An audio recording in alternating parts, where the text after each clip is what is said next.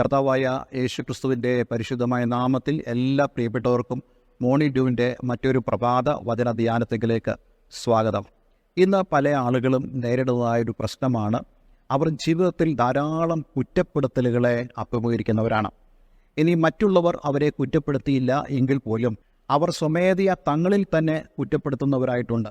ഞാൻ ഒരു തെറ്റ് ചെയ്തു, അല്ലെങ്കിൽ ഞാൻ പാപം ചെയ്തു, എനിക്ക് ഇമ്പ്രൂവ് ചെയ്യാൻ സാധിക്കത്തില്ല, എനിക്ക് മുന്നോട്ട് പോകുവാൻ കഴിയത്തില്ല, ദൈവം എന്നെ തള്ളിക്കളഞ്ഞു, ആളുകൾ എന്നെ ഉപേക്ഷിച്ചു, ഇങ്ങനെയുള്ള പല പല ചിന്തകൾ ആളുകളുടെ ഉള്ളിൽ ഉണ്ടാകാറുണ്ട്. ഇതൊക്കെയും അവരെ ആത്യന്തികമായിട്ട് നിരാശയിലേക്കും അതേപോലെ തന്നെ ജീവിതത്തിൻ്റെ ഒരു സമാപ്തി കുറിക്കുവാൻ ഉള്ള ചിന്തയിലേക്കും അവരെ കൊണ്ടുവരാൻ സാധ്യതയുണ്ട്. എന്നാൽ ഇതിന് നടുവിൽ നാം എന്ത് ചെയ്യണമെന്നുള്ളതാണ് ഇന്ന് ഞാൻ നിങ്ങളോട് സംസാരിക്കാൻ ആഗ്രഹിക്കുന്നത്. വിശുദ്ധ വേദപുസ്തകത്തിൽ കർത്താവ് യേശുക്രിസ്തുവിനെ പിതാവായി ദൈവം നമുക്ക് നൽകിയിരിക്കുന്നത് നമ്മുടെ സകല പ്രശ്നങ്ങളുടെയും ഉത്തരമായിട്ടാണ്. കർത്താവ് യേശുക്രിസ്തുവിൻ്റെ ഇഹലോക ജീവിത കാലഘട്ടത്തിൽ അനേക ആളുകളെ യേശു അഭിമുഖീകരിക്കാനിടയായി തീർന്നു. അവരിൽ എല്ലാം തന്നെ വിവിധങ്ങളായ പ്രശ്നങ്ങൾ ഉള്ളവരായിരുന്നു. ഇന്ന് ഞാൻ നിങ്ങളോട് സംസാരിക്കാൻ ആഗ്രഹിക്കുന്നത് വേശ്യാവൃത്തിക്ക് പിടിക്കപ്പെട്ടതായ ഒരു സ്ത്രീയെ യേശുവിൻ്റെ അടുക്കിലേക്ക് പരീശന്മാരും ശാസ്ത്രിമാരും കൊണ്ടുവന്നു. അത് നമുക്ക് കാണാൻ കഴിയുന്നത് യോഹന്നാന്റെ സുവിശേഷം 8-ാം അധ്യായത്തിലാണ്. അവിടെ വ്യക്തമായി നമുക്ക് കാണാൻ കഴിയുന്നു, ഈ സ്ത്രീയെ അവർ പിടിച്ചു. പക്ഷേ ലേവ്യ നിയമം പറയുന്നത് ഭർത്താവുള്ളതായ ഒരു സ്ത്രീയെ അന്യ പുരുഷനുമായിട്ട് വ്യഭിചാര കർമ്മത്തിൽ ഏർപ്പെട്ട് കഴിഞ്ഞാൽ ഇവർ രണ്ടുപേരെയും മരണശിക്ഷയ്ക്ക് വിധേയരാക്കണമെന്നുള്ളതാണ്. പക്ഷേ ഇവർ യേശുവിൻ്റെ അടുക്കിലേക്ക് ഈ സ്ത്രീയെ കൊണ്ടുവരുമ്പോൾ അവളോടുകൂടെ ക്ഷയിച്ചതായ അല്ലെങ്കിൽ അവളോടുകൂടെ വ്യഭിചാര കർമ്മത്തിൽ ഏർപ്പെട്ടതായ പുരുഷനെ കൊണ്ടുവരാതെ ഈ സ്ത്രീയെ മാത്രം കൊണ്ടുവരികയാണ്. അവിടെ നമുക്കൊരു സാമൂഹിക അസമത്വം കാണുവാൻ സാധിക്കുന്നുണ്ട്. ആ ഭാഗം നമ്മൾ പഠിക്കുമ്പോൾ വ്യക്തമായിട്ട് നമുക്ക് മനസ്സിലാക്കാൻ സാധിക്കും, ഈ ശാസ്ത്രിമാരുടെയും പരീശന്മാരുടെ ഉദ്ദേശം എന്ന് പറയുന്നത് യേശുവിനെ കൊടുക്കുക, അതേപോലെ തന്നെ ഈ സ്ത്രീയെ കൊടുക്കുക എന്നുള്ളതായിരുന്നു. യേശുവിനെ കൊടുക്കുന്നത് എന്തിനു വേണ്ടിയാണെന്ന് ചോദിച്ചു കഴിഞ്ഞാൽ, യേശു ന്യായപ്രമാണത്തെ ലംഘിച്ചു എന്നുള്ള ഒരു ആരോപണം യേശുവിൻ്റെ മേൽ ഉന്നയിച്ചിട്ട് യേശുവിനെ പണിഷ് ചെയ്യുക, ശിക്ഷിക്കുക എന്നുള്ളതായിരുന്നു ഉദ്ദേശമെന്ന് പറയുന്നത്. ആത്യന്തികമായി യേശുവിനെ കൊന്നുകളയുക എന്നുള്ള ഉദ്ദേശം തന്നെയാണ്. അതേപോലെ തന്നെ ഈ സ്ത്രീയുടെ നേരെ യേശു ആക്രോശിക്കുന്നത് കാണുവാൻ അവർ ആഗ്രഹിച്ചു. ആത്യന്തികമായി പരീശന്മാരും ശാസ്ത്രിമാരും ഈ സ്ത്രീയെ യേശുവിൻ്റെ അടുക്കിലേക്ക് അവർ കൊണ്ടുവന്നു എങ്കിലും ഞാൻ മനസ്സിലാക്കുന്ന കാര്യമുണ്ട്, ഈ സ്ത്രീ യേശുവിൻ്റെ അടുക്കിലേക്ക് വന്നത് അവളുടെ ജീവിതത്തിൻ്റെ ഒരു ഭാഗ്യമാണ്, അനുഗ്രഹമാണ്. അവളെ കല്ലെറിഞ്ഞ് കൊല്ലേണ്ട സ്ഥാനത്ത് അവൾ രക്ഷ പ്രാപിക്കുന്നതായിട്ട് നമുക്ക് കാണുവാൻ കഴിയുന്നു. എന്നാൽ അതേസമയത്ത് തന്നെ യേശു ന്യായപ്രമാണം ലംഘിക്കുന്നുമില്ല. ഈ വന്ന ആളുകൾ അവർ പരീശന്മാരാണെന്നും ശാസ്ത്രിമാരാണെന്നും നമുക്ക് വ്യക്തമായി കാണാൻ കഴിയുന്നുണ്ട്. ഇവർ രണ്ടുപേരുടെ നേച്ചർ എന്ന് പറയുന്നത് അവർ സ്വയമേ തങ്ങളെ തന്നെ ന്യായീകരിക്കുന്നവരും അവരുടെ തെറ്റുകളെ മൂടി വയ്ക്കുന്നവരും അതേസമയം തന്നെ മറ്റുള്ളവരുടെ തെറ്റുകളെ ഹൈലൈറ്റ് ചെയ്ത് കാണിക്കുന്നവരുമായ ആളുകളാണ്. അതുകൊണ്ട് തന്നെ യേശുവിൻ്റെ അടുക്കിലേക്ക് ഈ സ്ത്രീയെ കൊണ്ടുവന്നപ്പോൾ അവർ യേശുവിനോട് ആവശ്യപ്പെടുന്ന ഒരു കാര്യമുണ്ട്. നമുക്ക് ആ വേദഭാഗം ഒന്ന് വായിക്കാം. യോഹന്നാന്റെ സുവിശേഷം 8-ാം അധ്യായം അതിൻ്റെ 4-ാമത്തെ വാക്യം. ഗുരു, ഈ സ്ത്രീയെ വ്യഭിചാര കർമ്മത്തിൽ തന്നെ പിടിച്ചിരിക്കുന്നു, ഇങ്ങനെയുള്ളവരെ കല്ലെറിയണമെന്ന് മോശ ന്യായപ്രമാണത്തിൽ ഞങ്ങളോട് കൽപ്പിച്ചിരിക്കുന്നു. നീ ഇവളെക്കുറിച്ച് എന്തു പറയുന്നു എന്ന് ചോദിച്ചു. അടുത്ത വാക്യത്തിൽ പറയുന്നുണ്ട്, ഇത് അവനെ കുറ്റം ചുമത്തുവാൻ സംഗതി കിട്ടേണ്ടതിന് അവനെ പരീക്ഷിച്ച് ചോദിച്ചത് ആയിരുന്നു. പക്ഷേ യേശു ചെയ്ത കാര്യം അവിടെ പറയുന്നുണ്ട്, യേശുവോ കുനിഞ്ഞ് വിരൽ കൊണ്ട് നിലത്ത് എഴുതിക്കൊണ്ടിരുന്നു.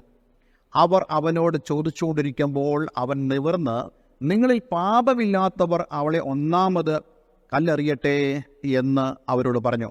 ഇത് പറഞ്ഞ ശേഷവും യേശു വീണ്ടും നിലത്ത് കുനിഞ്ഞിരുന്ന് എഴുതുവാൻ തുടങ്ങി. അപ്പോൾ കർത്താവ് യേശുക്രിസ്തു എന്താണ് എഴുതിയതെന്ന് നമുക്കറിയത്തില്ല. ചില ആളുകൾ പറയാറുണ്ട്, ഈ വന്ന ആളുകളുടെ പാപങ്ങൾ ഓരോന്നായി യേശു അവിടെ എഴുതിയെന്ന്. മറ്റു ചിലർ ന്യായപ്രമാണത്തിലെ തിരുവെഴുത്തുകൾ യേശു എഴുതിയെന്ന് പറയുന്നുണ്ട്. ഏതായാലും ഇവിടെ നമുക്കത് വ്യക്തമല്ലാത്തതുകൊണ്ട് ആ ഒരു നിഗമനത്തിലേക്ക് നമ്മൾ പോകുന്നില്ല. പക്ഷേ യേശു ഇവിടെ എഴുതിക്കൊണ്ടിരിക്കുമ്പോൾ തന്നെ അവർ തങ്ങളുടെ മനസ്സാക്ഷിക്കുണ്ടായ ആക്ഷേപ നിമിത്തം മൂത്തവരും ഇളയവരും ഓരോരുത്തരായി അവിടെ നിന്ന് പോയി എന്ന് നമുക്ക് കാണുവാൻ കഴിയുന്നുണ്ട്. ഇവർ പോകുമ്പോൾ വാസ്തവത്തിൽ ഈ സ്ത്രീയുടെ ഹൃദയത്തിൽ എന്താണ് ഉണ്ടായത്?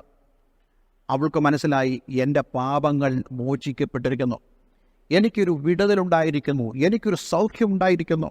നോക്കിക്കേ, യേശു ഇവരെ ആട്ടി ഓടിക്കുന്നില്ല. പക്ഷേ യേശുവിൻ്റെ പ്രവൃത്തി, യേശുവിൻ്റെ രീതികൾ, യേശുവിൻ്റെ സമീപനം ഇവളെ രക്ഷിക്കാൻ ഉതകുന്നതായിരുന്നു. അവരെല്ലാം പോയി കഴിഞ്ഞ് 10-ാം വാക്യത്തിൽ യേശു നിവർന്ന് അവളോട് ചോദിക്കുകയാണ്, സ്ത്രീയെ, അവർ എവിടെ? നിനക്കാരും ശിക്ഷ വിധിച്ചില്ലയോ എന്ന് ചോദിച്ചതിന് അവൾ പറഞ്ഞു, ഇല്ല കർത്താവേ എന്ന് അവൾ പറഞ്ഞ്, ഞാനും നിനക്ക് ശിക്ഷ വിധിക്കുന്നില്ല, പോക, ഇനി പാപം ചെയ്യരുതെന്ന് യേശു പറഞ്ഞു. അപ്പോൾ നോക്കിക്കേ, ഈ സ്ത്രീ എപ്രകാരമാണ് ഇവിടെ വന്നത്? അവൾ ചെയ്തതായ പ്രവൃത്തിയുടെ ആ വലിയ കുറ്റബോധ നിമിത്തം കടന്നു വന്നു. പക്ഷേ ഇവളൊന്നും പ്രത്യേകിച്ച് ചെയ്തില്ല. പക്ഷേ യേശു അവളെ വിടുവിപ്പാനിടയായി തീർന്നു. ഇത് ഞാൻ നിങ്ങളോട് പറയട്ടെ, നമ്മുടെ ഭാഗത്തു നിന്ന് ഒരു പ്രവൃത്തി ഉണ്ടായില്ലെങ്കിലും നമുക്ക് ആവശ്യമായിട്ടുള്ള ഒരു പ്രധാനപ്പെട്ട കാര്യം നാം യേശുവിൻ്റെ അടുക്കിലേക്ക് വരിക എന്നുള്ളതാണ്. നിങ്ങളുടെ ജീവിതത്തിൽ എന്ത് പ്രശ്നമായിക്കൊള്ളട്ടെ, നിങ്ങൾ കർത്താവിൻ്റെ മുമ്പിലേക്ക് കടന്നു വന്നാൽ, യേശുവിൻ്റെ അടുക്കിലേക്ക് നിങ്ങൾ കടന്നു വന്നാൽ, നിങ്ങളുടെ ആ പ്രശ്നത്തിന് അവൻ പരിഹാരം വരുത്തുന്നവനായ ഉന്നതനായ കർത്താവാണ്. റോമാലേഖനം 8-ാം അധ്യായത്തിൽ നമ്മൾ വായിക്കുന്നുണ്ട്, ദൈവം നമുക്ക് അനുകൂലമെങ്കിൽ പ്രതികൂലം ആര്? നാം അവൻ്റെ അടുക്കിലേക്ക് അടുത്തു ചെല്ലുമ്പോൾ, വിശ്വാസത്തോടുകൂടി അടുത്തു ചെല്ലുമ്പോൾ, അവൻ നമുക്ക് അനുകൂലമായി വരുന്നവനായ കർത്താവാണ്. നാം നമ്മുടെ പാപങ്ങളെ അവൻ്റെ മുമ്പിൽ ഏറ്റുപറയുമ്പോൾ, അവനോട് നമ്മൾ ഏകീഭവിക്കുമ്പോൾ, അവനോട് നമ്മൾ ഇണങ്ങുമ്പോൾ, അവൻ നമുക്ക് വേണ്ടി നിൽക്കുവാനിടയായിത്തീരും. അങ്ങനെയാണെങ്കിൽ ഒരു വ്യക്തിക്ക് പോലും, ഒരു സമൂഹത്തിന് പോലും, ഒരു വലിയ സ്വാധീനമുള്ള ഒരു കൂട്ടത്തിന് പോലും എനിക്കും നിങ്ങൾക്കുമെതിരെ കടന്നു വരുവാൻ കഴിയത്തില്ല.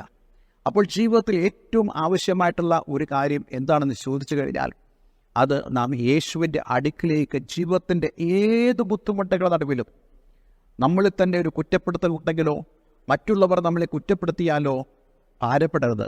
Go to the presence of the Lord. യേശുവിൻ്റെ അടുക്കിലേക്ക് നിങ്ങൾ അടുത്ത് ചെല്ലുക. യെസ്, അവൻ നിങ്ങളെ വെടിവെപ്പാനിടയായി തീരും. ഇന്ന് ഞാൻ നിങ്ങളോട് പറയട്ടെ, അവൻ്റെ സന്നിധിയാണ് നമ്മുടെ സന്തോഷത്തിൻ്റെ പരിപൂർണത. ദൈവത്തിൻ്റെ വചനം പറയുന്നു, അവൻ്റെ സന്നിധാനത്തിൽ നമുക്ക് സന്തോഷമുണ്ട്. അവൻ്റെ സന്നിധാനമാണ് നമ്മുടെ ബലമെന്ന് പറയുന്നത്. അതുകൊണ്ട് എന്നെ കേൾക്കുന്ന പ്രിയമുള്ളവരെ, നിങ്ങൾ ഒരിക്കലും മടിക്കരുത് കർത്താവിൻ്റെ പാദപീഠത്തിലേക്ക് കടന്നു വരുവാൻ, അവൻ്റെ സന്നിധിയിൽ പ്രാർത്ഥിക്കുവാൻ, ദൈവത്തോട് നിങ്ങളുടെ കാര്യം പറയുവാൻ, ദൈവസന്നിധിയിൽ നിങ്ങൾ സമയം ചെലവഴിക്കുവാൻ. അങ്ങനെയുള്ളവരെ തീർച്ചയായിട്ടും ദൈവം മാനിപ്പാനിടയായിത്തീരും. നോക്കുക, ഈ സ്ത്രീ എപ്രകാരം വന്നു, എന്നാൽ എപ്രകാരം അവൾ യേശുവിൻ്റെ അടുക്കൽ നിന്ന് പോകുന്നു. വളരെ സമാധാനമുള്ളവളായി. ഇനി ആരും അവളെ ശിക്ഷിക്കില്ല എന്നുള്ളതായ ഒരു ഗ്യാരണ്ടി യേശു അവൾക്ക് കൊടുക്കുകയാണ്. കാരണം ദൈവം നീതീകരിച്ചവനെ ആർക്ക് കുറ്റപ്പെടുത്തുവാൻ സാധിക്കും? അതെ, ആ ദൈവത്തിൻ്റെ നീതീകരണം നമ്മുടെ ജീവിതത്തിൽ ഉണ്ടാകട്ടെ എന്ന് നമുക്ക് ആഗ്രഹിക്കാം, പ്രാർത്ഥിക്കാം. ഒരു വാക്ക് നമുക്ക് പ്രാർത്ഥിക്കാം. സ്വർഗീയ പിതാവേ, ഇന്ന് ഞങ്ങളെ കേൾപ്പിച്ച വളരെ മനോഹരമായ സന്ദേശത്തിനായി സ്തോത്രം. പലപ്പോഴും ഞങ്ങളുടെ ജീവിതത്തിൽ കുറ്റപ്പെടുത്തലുകളുണ്ട്. പലപ്പോഴും മറ്റുള്ളവർ ഞങ്ങളെ കുറ്റപ്പെടുത്തുന്ന അനുഭവങ്ങളുണ്ട്. പക്ഷേ യേശുവിൻ്റെ സന്നിധിയിലേക്ക് ഞങ്ങൾ അടുത്ത് ചെല്ലുമ്പോൾ, അങ്ങ് ഞങ്ങളെ നീതീകരിക്കുന്നവനായ ദൈവമാണ്.